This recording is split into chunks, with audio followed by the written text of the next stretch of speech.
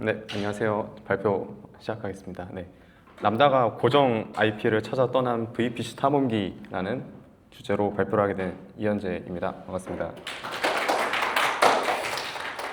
짤막하게 제 소개를 드리자면 저는 이제 KRG 서버리스 오거나이저로 활동을 하고 있고요. 그다음에 TMM이라는 온라인 주문서 서비스를 운영하는 그런 크래프타라는 회사에서 백엔드 엔지니어로 일을 하고 있고, 그다음에 아우스이라는 KLUG 산하에 있는 대학생 소모임의 국위 운영진으로 지금 활동을 하고 있습니다. 그래서 들어가면서 오늘 내용은 어쩌면 아시는 분들은 쉬울 수 있는 내용인데, 일단은 지금 여기 들어가셔가지고 들으시면서 뭔가 저거 이상하다 아니면 궁금한 점 있으시면 여기에 적어주시면 제가 끝나고 바로 들어가서 답변을 드리도록 하겠습니다. 그래서 오늘의 주제는 좀 약간 딥할 수도 있는데, 여러분들이 혹시 언젠가 람다를 VPC에 넣을 때 참고가 되는 내용입니다. 그래서 오늘 목표는 그 람다의 VPC 모드에 대해서 일단 여러분들이 알아가셨으면 좋겠고, 그다음에 람다에서 정말 드문 경우지만 외부로 나갈 때 IP를 넣는 다양한 방법에 대해서 알게 됩니다. 제 목표고요. 그래서 일단 이 IP를 왜 갖게 되는지 조금 배경 설명을 조금 드리겠습니다. 그래서 저희 서비스에 이제 스마트 무통장이라는 새로운 결제 수단을 제가 만들었었는데, 이게 무엇이냐면 이제 말 그대로 스마트한 무통장 입금인데요. 기존의 무통장 입금 시에 판매자가 입금 기록을 이렇게 수동으로 대조를 해서 입금 확인을 해줬어야 되는데, 이게 상당히 번거로웠던 그런 피드백이 엄청 많았습니다. 그래서 이를 해결하고자 이제 스마트 무통장, 저걸로 이제 결제 수단을 택하고 주문서를 제출하게 되면 주문서명 플러스 숫자 3자리가 발급이 되고, 이 일회용 입금자 명으로 입금을 하게 되면 자동으로 입금 확인이 되어서 판매자에게 송금까지 처리를 해주는 그런 결제 수단 시스템인데요. 특이하게도 이 결제 시스템은 이런 서버리스 아키텍처를 바탕으로 전부는 아니지만 이렇게 서버리스를 많이 활용을 해서 결제 수단을 구현하였습니다. 그래서 여기에서 많은 람다와 그다음에 SQS와 다이나모DB 이런 서버리스 리소스를 사용을 하고 있고요. 그 외로 S3나 파라미터 스토어까지 사용을 하고 있습니다. 근데 문제 상황이 생겼습니다. 이번에 펀뱅킹 API를 다른 업체로 바꿨었는데 저런 메일을 받았어요. 그래서 개발 운영 서버에 IP 주소 회신을 부탁드립니다. 그래서 이 말을 듣고 무슨 말인지 좀 생각을 해보니까, 지금 저희 송금 API가 들어가 있는 이 서버리스 아키텍처에서 이 외부의 다른 바뀐 송금 API를 사용하기 위해서는 아웃바운드 시에 고정 IP가 필요하게 된 겁니다. 그래서 저는 이 메일을 받자마자 정말 많은 고민에 휩싸였었는데, 이 송금 로직을 어떻게 해야 될까라는 고민이 있었어요. 그 이유는 저희 서비스에는 지금 인프라적으로 고정 IP가 없습니다. 왜냐하면 메인 서버는 그 퍼블릭 서비넷에 ECS와 파게이트로 구성이 되어 있는데, 이 ECS와 파게이트는 잘 아시는 분은 아시겠지만 태스크 단위로 하나의 ENI와 IP를 할당하게 됩니다. 그래서 확장과 축소에 따라서 이 ECS 특성상 스케일 아웃이 되는 경우가 많기 때문에 태스크가 시작이 되고 삭제 시에 IP가 할당이 되고 해제가 되는 상황이 있는데, 이걸 좀 알기 위해서는 ENI에 대해서 살짝 설명을 드리겠습니다. 그 ENI는 AWS VPC 내에서 네트워크 연결을 담당하는 가상 네트워크 어댑터인데요. 말 그대로 다양한 AWS 리소스가 이 ENI를 통해서 바깥 외부 인터넷으로 나가거나 아니면 내부에 있는 AWS 서비스에 접근을 하게 됩니다. 그래서 현실 세계에서는 그냥 말 그대로 네트워크 카드나 랜을 의미합니다. 그래서 이 ECS는 저 파게이트 태스크라는 한 단위로 저 ENI가 앞에 붙고요. 거기에 이제 퍼블릭 IP나 프라이빗 IP가 하나씩 붙게 됩니다. 그래서 이것을 통해서 인터넷 게이트웨이로 밖에 나가거나 내부로 통신을 하는 거죠. 그래서 ECS 태스크 특성상 스케일 아웃하는 경우가 많아서 저런 태스크들이 많이 생기면 ENI도 많이 생길 거고, 그러면 IP도 많이 생기게 되어서 결코 고정 IP를 얻을 수 없고 뭐 유동적인 IP를 가질 수밖에 없었습니다.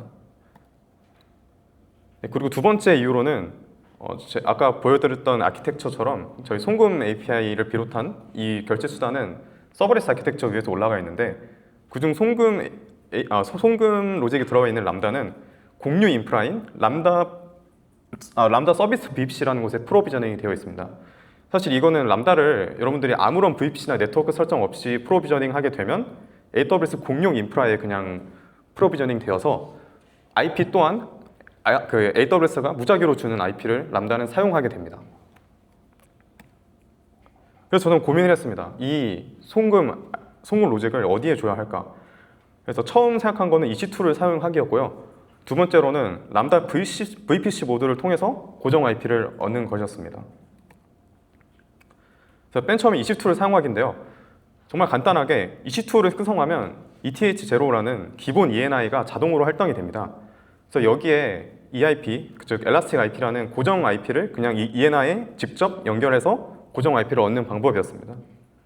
그래서 이러한 EC2를 사용해서 송금 로직 자체를 마이그레이션 하는 걸 저는 첫 번째 생각했었는데요.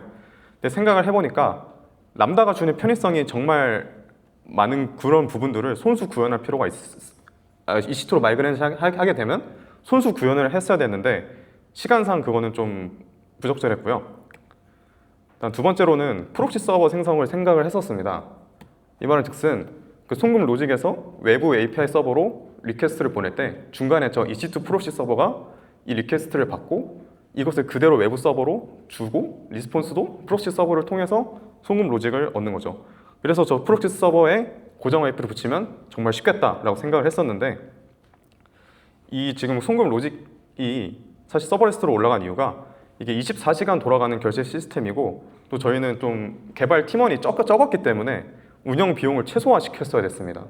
그래서 EC2를 사용하는 것은 조금 포기를 한 상태여서 그래서 눈을 돌린 게 두 번째 옵션인 이 람다, 오늘의 주인공인데 람다 VPC 모드를 통해서 고정 IP를 얻기를 제가 선택을 했습니다.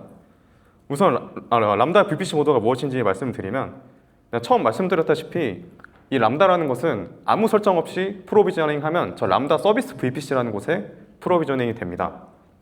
그래서 AWS가 제공하는 그냥 기본적인 인터넷 게이트웨이를 통해서 내부 소스로 가든 외부 인터넷으로 가든 그렇게 아주 간단하고 간편한 그런 설정인데요. 만약에 어떤 람다가 VPC 내부에 있는 리소스를 접근하기 위해서는 저 새로운 이 람다 VPC 모드라는 걸 설정을 했어야 했습니다. 그래서 이 람다 VPC 모드를 설정하게 되면 저 사용자의 VPC 내에서 특정 서브넷에 보안 그룹 조합의 ENI가 배포가 됩니다. 그래서 이는 그 람다 함수하고 VPC 간에 이게 네트워크 터널 역할을 해줘서 람다가 VPC 내부에 접근을 할 수 있게 해주는 거죠.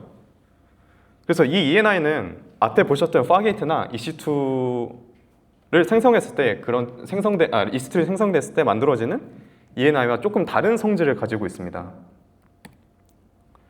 그래서 이 ENI는 하이퍼플레인 ENI라고 하고 리소스, 즉 람다 하나당 생성이 되는 게 아니라 앞에서 그림과 같이 여러 람다가 하나의 ENI를 공유하는 그런 특이한 ENI인데요. 그래서 최대 65,000개의 연결을 지원하는데 또 이것을 시사하는 바는 65,000개 이상이 되면 새로운 ENI가 생성이 됩니다.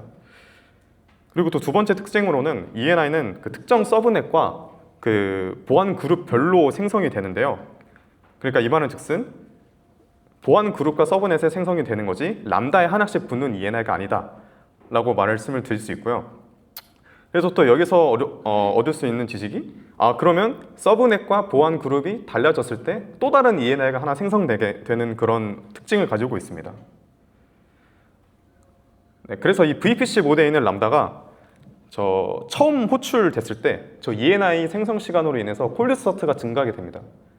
그래서 조금 이 모드를 지향해야 하나라고 생각을 들 수 있는데 그건 아니고 ENI를 처음 생성했을 때만 길어지고 그 다음부터는 똑같습니다. 실행 시간이. 그리고 또 다른 특징이 장기간 미사용 시 자동으로 회수가 됩니다. 그래서 즉 이 하이퍼플레인이라는 특이한 람다 ENI는 자동으로 삭제가 될 수 있는 것을 시사하는 거죠. 그리고 대신에 람다 VPC 모드는 이게 장점이 있습니다. 아까 말씀드린 EC2로 마이그레이션 할 때 일단은 첫 번째는 비교적 간단하게 EIP 붙일 수가 있고요. 이거는 후에 설명드리겠습니다.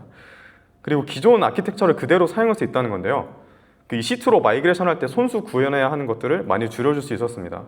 그래서 아키텍처에서 보셨듯이 이제 저는 람다 앞에 SKS를 붙이는 형태가 많았는데 이 SKS 컨슈머를 직접 EC2로 구현을 하게 된다면 뭐 SKS 메시지를 처리를 한 다음에 메시지를 삭제한다거나 아니면 처리 실패 시에 메시지를 처리하는 그런 일련의 과정들을 직접 손수 구현해줘야 되기 때문에 조금 힘든 선택이었는데 이 람다 VPC 모듈을 사용을 하게 되면 기존의 아키텍처 그대로 가져갈 수 있던 그런 장점이 있었고요.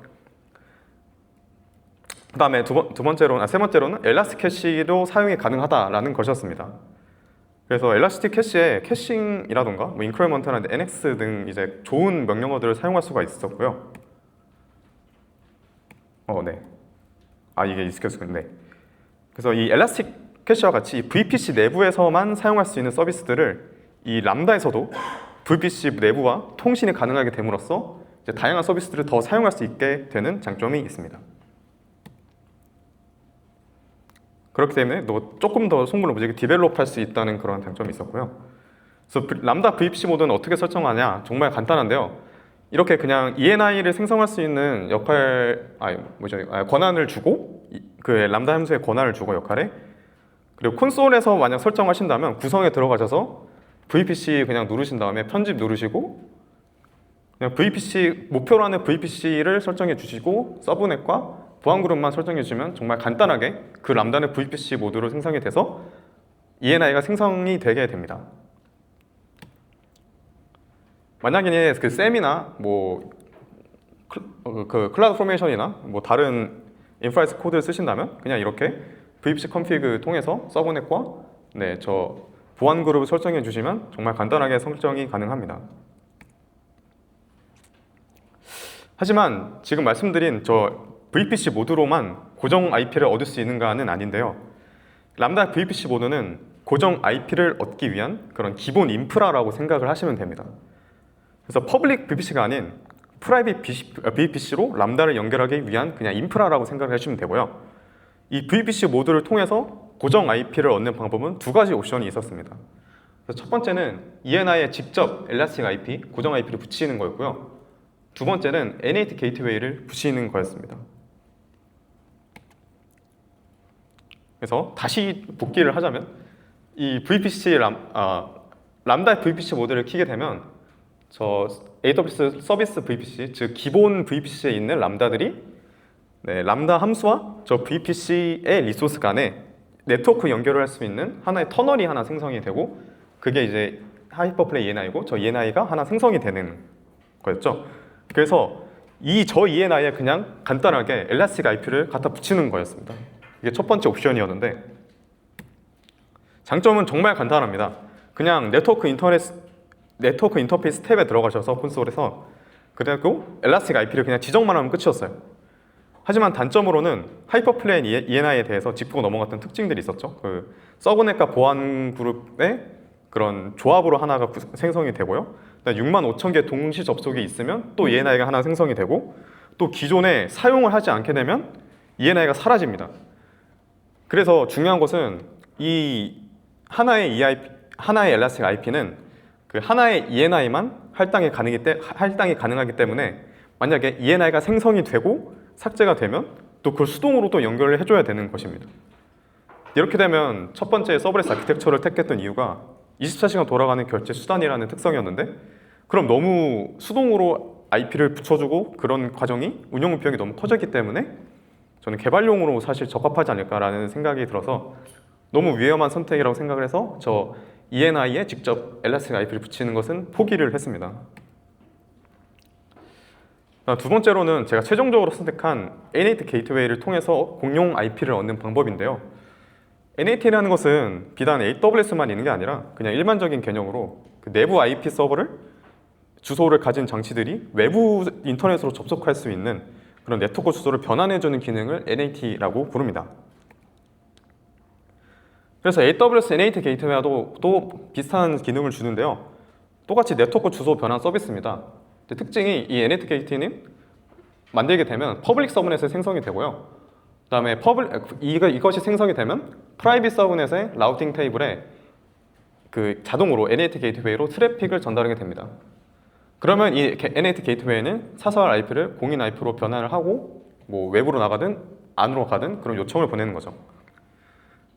그리고 NAT 게이트웨이는 NAT 인스턴스와 다르게 AWS 제공해주는 그런 완전 관리형 서비스이기 때문에 고가형성과 자동 확장도 해주고, 그렇기 때문에 안정성도 아주 뛰어나다는 특징을 갖고 있습니다. 그래서 저렇게 퍼블릭 서브넷에서 NAT 게이트웨이를 프로비저닝 하게 되면 뭐 프라이빗 서브넷에서 저 라우팅 테이블을 통해서 NAT 게이트웨이로 트래픽이 전달이 되고요. 그 NAT 게이트웨이는 사설 IP를 공인 IP로 바꿔서 외부로 보내든 다른 어빌리티 존에 그 퍼블릭 서브넷에서 보내든 그런 동작을 하게 됩니다. 그래서 마찬가지로 만약에 람다가 VPC 모드를 켜게 되면 해당 ENI에 NAT 게이트웨이로 라우팅 테이블로 트래픽이 전달이 되고, 그 NAT 게이트는 이제 공인 IP를 갖고 밖으로 나갈 수 있게 됩니다. 그 중요한 게 여기서 그래서 NAT 게이트웨이에 엘라스틱 IP를 붙일 수가 있는데, 그렇게 되면 이 람다 VPC 모드에 있는 람다들은 저 ENI를 통해서 NAT 게이트를 통해서 공인 IP를 받고 밖으로 나갈 수 있다는 거죠. 하지만 이 NAT 게이트웨이도 단점이 존재했었는데요. NAT 게이트웨이는 사용을 하지 않아도 기본적으로 나가는 가격이 존재합니다. 그리고 데이터 처리량에 대해서 기가바이트당 단위로 요금이 부과가 되는데요. 그래서 이게 조금 저는 단점이라고 생각을 했었는데, 그리고 두 번째 단점으로는 또 NAT 게이트웨이만 있을 경우에는 그 내부 AWS 내부 리소스에 접근을 할 때도 이 공용 인터넷을 거쳐야 됩니다. 이 프라이빗 서브넷의 리소스는 이제 어쩔 수 없이 NAT 게이트웨이로 자동으로 연결이 되기 때문에 이것을 통해서 AWS 내부 서비스도 공용 인터넷을 써서 들어갔어야 됐고요. 이렇게 되면 보안 측면에서도 별로 좋지 않기 때문에 별로 좋지 않다고 생각을 별로 좋지 않고, 그 다음에 데이터 처리량도 그만큼 더 늘어나게 됩니다. 그래서 있는 게 이 VPC 엔드포인트였는데요. VPC 엔드포인트는 그 AWS 내 특정 서비스와 인터넷을 거치지 않고 뭐 프라이빗 링크라던가 라우팅 테이블을 통해서 직접 AWS 서비스에 연결을 하게 됩니다. 그래서 이건 아까와 같이 NAT 게이트웨이 같이 그 인터넷 경유가 없어서 보안성에서 아주 좋고요. 그 다음에 NAT 게이트웨이가 직접 AWS 내부 리소스를 접근하는 것보다 훨씬 저렴합니다. 그래서 종류는 이 두 가지가 있는데, 일단 첫 번째 이 인터페이스 엔드포인트라는 것은 정말 특이한 키워드가 있는데요. VPC 내 특정 서브넷에 하나 이상의 ENI를 생성해서 배치를 합니다. 그래서 ENI 때문에 비용이 발생이 하고요. 그래서 ENI 기반으로 데이터 처리량에 따른 비용이 존재합니다. 그래서 이 인터페이스 엔드포인트를 통해서 인터페이스 엔드포인트의 ENI를 통해서 프라이빗 IP로 이제 AWS 서비스에 접근을 할 수가 있고요. 그 다음에 보안 그룹을 설정을 해주는 게 세 번째 포인트인데, 보안 그룹은 이제 인터페이스 엔드포인트의 그 프라이빗 AWS 서비스 연결을 하는 출입문 역할이라고 생각해 주시면 됩니다. 그래서 이곳에서는 호출하는 리소스의 IP 또는 보안 그룹을 소스로 지정해 줘야 돼요. 이것 때문에 약간 트러블이 있었는데 후반부에 말씀드리겠습니다. 그리고 또 다른 특징으로는 거의 모든 AWS에서 사용이 가능하다는 겁니다. 그 다음으로는 게이트웨이 엔드포인트인데요. 이 게이트웨이 엔드포인트는 그 ENI를 설정해주는 VPC 엔드포인트와는 다르게 VPC 자체에서 위치를 하게 됩니다. 그래서 이 라우팅 테이블에서, 그러니까 VPC의 라우팅 테이블의 특정 서비스 목적지에 대한 경로가 게이트웨이 엔드포인트로 지정이 되어서 자동으로 트래픽을 전달을 해주는 건데요. 즉 이것은 그냥 라우팅 테이블에만 그 설정을 해주는 거지, 아까 인터페이스 엔드포인트처럼 ENI를 생성하지가 않습니다. 이런 차이점이 있고, 단점으로는 S3와 다이나모DB에만 사용이 가능한데 엄청난 장점이 있습니다. 비용이 발생하지 않는다는 장점이 저는 엄청 큰 장점이라고 생각을 해서 사용을 하고 있습니다. 그래서 이것은 제가 실제로 VPC 엔드포인트를 프로비저닝 한 건데요. 저 SQS 같은 경우에는 아까 게이트웨이 엔드포인트가 지원을 하지 않기 때문에 인터페이스 엔드포인트로 프로비저닝을 했고요. 나머지 다이나모DB와 S3 같은 경우에는 게이트웨이 엔드포인트로 만들었습니다.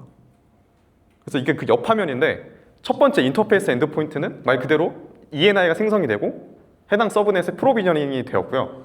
그 다음에 다이나모DB나 S3에 연결한 게이트웨이의 엔드포인트 같은 경우에는 라우팅 테이블이 직접 설정이 되었다. 이런 설정을 두 눈으로 볼 수 있었습니다.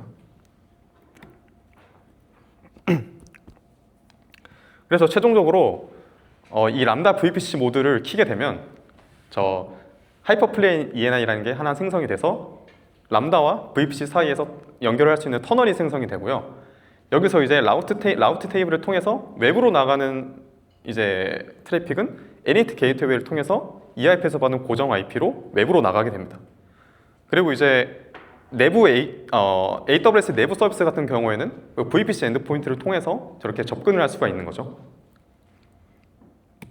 그래서 저의 아키텍처도 이렇게 변했습니다.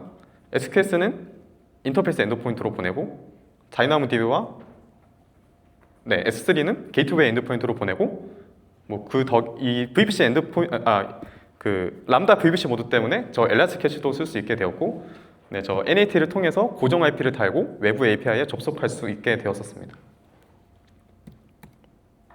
이제 거의 마무리인데요. 아까 말씀드린 인터페이스 엔드포인트에 대한 트러블 슈팅이었습니다. 그래서 이 아키텍처로 변경을 하고 나서 좀 문제가 있었습니다. 이게 한참 설정해 두고 한 일주일 지나니까 저희 메인으로 돌아가고 있는 ECS 서버에서 갑자기 SQS 호출이 안 되는 겁니다. 그래서 처음에는 그냥 SQS 커넥션이 끊어졌겠구나 생각을 했었는데 이 상황이 반복되다 보니까 좀 심각함을 깨닫고 이제 파게이트 내부로 들어가서 저 SQS의 URL로 컬을 날려봤습니다. 근데 요청을 하는 게 그 퍼블릭이 아니라 저런 사설 IP로 접속이 됐었는데요. 그래서 여기서 딱 냄새를 맡고 이건 인터페이스 엔드포인트 때문이었다 라고 생각을 했습니다. 그래서 이 원인이 VPC 내에서 SQS용 인터페이스 엔드포인트를 배포를 하게 되면 저 SQS 퍼블릭 도메인을 만약에 요청을 보낼 때 저 해당 DNS가 자동으로 프라이빗 IP로 해석을 하게 돼요. 그래서 이게 무슨 말이냐면 SQS로의 URL로 그러니까 Q URL이든 그쪽으로 메시지를 보낼 때 그런 요청을 하게 되면 무조건 인터페이스 엔드포인트로 모든 요청이 직결이 된다는 거죠. 근데 인터페이스 엔드포인트는 보안 그룹이 있기 때문에 저는 저 람다가 올라가 있는 보안 그룹만 저 인터페이스 엔드포인트의 보안 그룹에 저장해 놨었고 실제로 메인 서버가 돌아가고 있는 보안 그룹은 그 지정을 안 해둔 거였습니다. 그래서 보안 그룹에서 그 메인 서버로 돌아가고 있는 파게이트의 그 보안 그룹을 443 포트를 통해서 열어둬서 잘 해결을 할 수 있었습니다. 네, 저는 발표는 여기까지고요. 긴 발표 들어주셔서 감사합니다.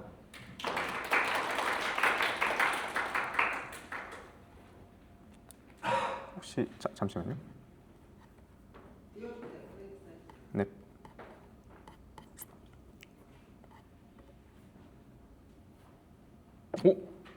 질문이 질문이 SQS라고 그 AWS 제공하는 그런 완전 관리형 큐가 있습니다. 그래서 정말 간편하게 큐를 쓸 수가 있고요. 이거 AWS에서 제공하는 서버리스 서비스이기 때문에 그냥 트래픽 같은 거 걱정 안 하시고 쓸 수 있는 그런 간단한 AWS에 처음 만들어진 서비스입니다. SQS.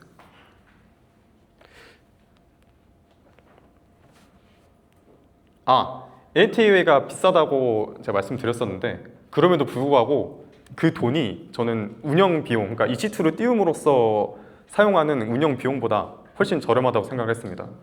그리고 또 그렇게 그러니까 이게 아까 말씀드렸다시피 그 VPC 엔드포인트를 사용하게 됨으로써 그 외부로 나가는 트래픽이 좀 적어졌어 가지고 실제로 나가는 돈은 제가 이제 저게 된 지 한 달 됐는데 $10 내외였던 것 같아요. 되게 적었습니다.